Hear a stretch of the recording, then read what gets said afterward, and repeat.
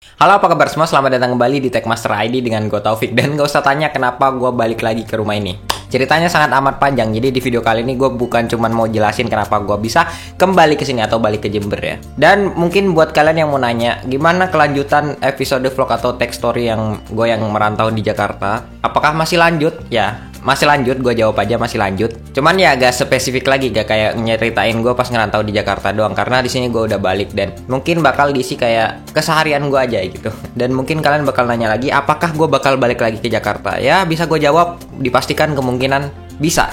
Ya karena kalau misalnya kayak ada acara penting atau event atau sekedar gue pengen main atau sekedar pengen ngonten di Jakarta, ya gue bisa aja balik-balik ke Jakarta gitu. Dan buat kerjaan yang kemarin yang pernah gue ceritain di video sebelumnya, yang dimana katanya gue udah dapet kerjaan di Jakarta kayak kerja kantor pada umumnya. Apakah gue resign ya? Buat saat ini gue masih kerja di situ dan gue belum ada kepikiran resign, dan alhamdulillah masih bisa dikerjakan dengan by remote gitu. Jadi jarak jauh gue di Jember, ya gue kerja aja dari Jember gitu.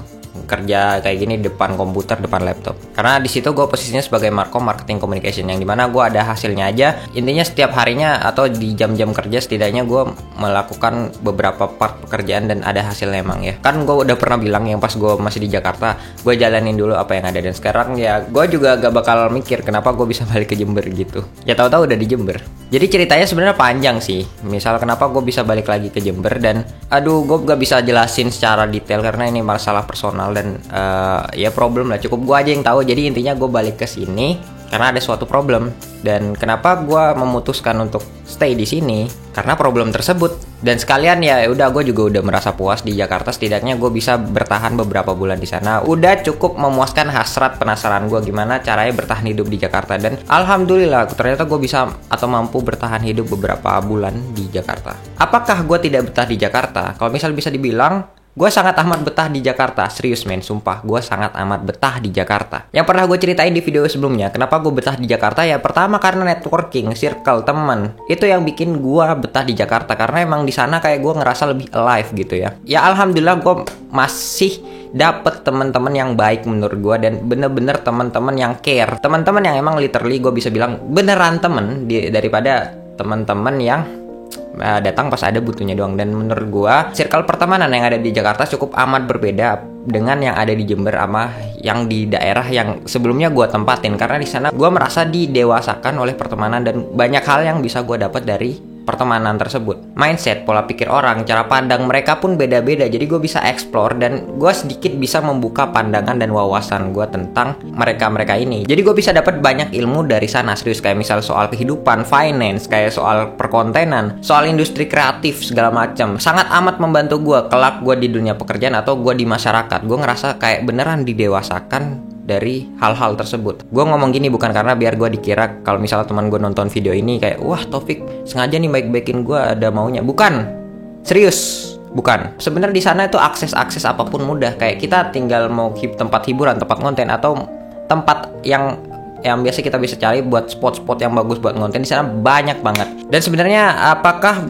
gue cukup betah di Jember? Sebenarnya gue di Jember betah-betah aja. Ini adalah suatu tempat yang PW. Bahkan bisa dibilang Jember itu adalah zona nyaman gue sebelum gue keluar dari zona nyaman dan memilih untuk jalur ekstrim yang lebih dangerous itu di daerah Jakarta. Jadi gue memutuskan di Jakarta. Jujur kalau misalnya gue bisa bilang lebih betah Jember apa Jakarta, ya sama-sama betah. Tapi misalnya soal PW, ya PWN di Jember karena gue bisa record dengan leluasa di sini ya kan. Kalau misal di Jakarta gue record agak susah, paling gue recordnya di luar doang pas ada teman mau ngonten di luar ya, ngonten di outdoor. Kalau misal ngonten di indoor, waktu itu kebetulan gue dapet kosan yang kurang enak buat record karena pas banget itu di lantai 2. Habis itu di lantai 2 itu ada jendela, dan jendelanya emang ya di depannya itu udah jalan raya. Jadi setiap malam, setiap hari, setiap pagi, setiap siang itu ada suara-suara mobil, motor, orang ngebut, orang ngedrift, orang berantem kayak orang apa, suara anjing ya kan. Ya ada waktu-waktu yang sepi ya, kayak misalnya jam-jam 2 atau jam-jam tengah malam itulah. Sekalipun gue nemu waktu buat record, itu agak susah juga karena ya ini namanya kosan, jadi tempat untuk umum. Yang tinggal di sana nggak cuma gue doang. Apalagi kosan yang tipikal gue tempatin tuh kosan tipikal murah lah buat sekelas Jakarta ya. Kalau di Jember mah dibilang mahal, kayak harga 1,2 buat dapet kosan yang kayak begitu. Tapi di Jakarta 1,2 buat kosan itu bisa dibilang udah standarnya segitu ya. Nah masalahnya adalah temboknya itu bukan tembok, jadi kayak triplek gitu yang dilapisin apa terus dicat. Jadinya misal gue ngomong keras, misal nih ya penghuni kos sebelah gue itu pekerja ya kan, baru pulang kerja ngantor capek dia mau tidur. Nah gue pas waktu itu udah sepi, udah sunyi, gue mau record ya kan. Nah otomatis gue kan ngeganggu dia dong, gue juga gak enak kayak gitu. Jadinya ada batasannya buat gue record gitu. Di luar sisi enaknya Jakarta itu aja guys tuh. Tapi kemungkinan semisal gue ada rumah di Jakarta, punya rumah sendiri gitu kan, ya kemungkinan nggak balik gue kemungkinan PW juga di Jakarta gitu guys. Nah tapi yang bakal gue bahas di video kali ini bukan soal problem personal gue, karena problem personal gue buat anda nih mungkin tidak penting ya. Yang penting adalah saya yang bikin video buat anda gitu. Jadi di sini gue cuman pengen ngasih tahu karena kedepannya ya tau lah, gue sering banget ngomong kayak gue mau fokus YouTube, tapi beneran tidak ada hasilnya sampai sekarang. Tapi ini beneran gue kedepannya emang sengaja pengen nge-push YouTube ya, karena ada kata dari panutan saya si Babang Arthodi Pro, dia bilang buat teman-teman si lebih teknik lu mau bikin YouTube atau gimana nih? YouTube karena emang lu YouTuber? Beliau sangat amat menyadarkan saya bahwa emang kata beliau video yang berdurasi panjang dan emang buat platform YouTube itu sebenarnya lebih bermakna dan berkesan pada penontonnya daripada sekedar video yang short video doang yang mungkin orang nonton sekilas doang dan memorable-nya gak bakal semelekat video-video di YouTube. Ya emang relate sih kalau menurut gue ya. Dan gue juga udah lumayan kangen bikin video-video panjang, video landscape ya, bukan video portrait di YouTube. Jadi gue pengen nge-push YouTube gitu. Dan ini akan menjadi tolak ukur aja. Jadi dari video ini akan menjadi tolak ukur kayak apakah bisa gue yang basically bukan siapa-siapa. Ya emang gue udah punya sedikit nama di TikTok atau di Instagram ya. Cuma gue pengen bener-bener mulai dari nol, start from zero dari YouTube ya. Apakah bisa gue yang bukan siapa-siapa, yang cuman bahas soal videografi, fotografi, sesuatu yang kompleks yang mungkin orang belajarnya tuh yang mau ke channel gue paling orang-orang yang pengen belajar doang, di luar itu orang awam mungkin tidak ya. Apakah bisa gue yang bahas begituan yang cukup rumit buat dipahamin orang awam,